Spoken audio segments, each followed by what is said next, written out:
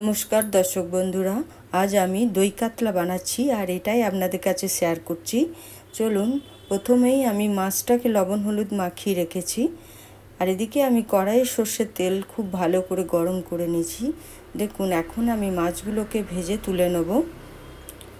আর এদিকে আমি 3টে পেঁয়াজ কেটে একটা মিক্সিতে পেস্ট করে নিয়েছি, বাটির মধ্যে দিলাম। তার মধ্যে 3 চামচ টক দই, হলুদ গুঁড়ো, লঙ্কা গুঁড়ো, জিরে গুঁড়ো আর স্বাদ মতো লবণ আর স্বাদ মতো মিষ্টি।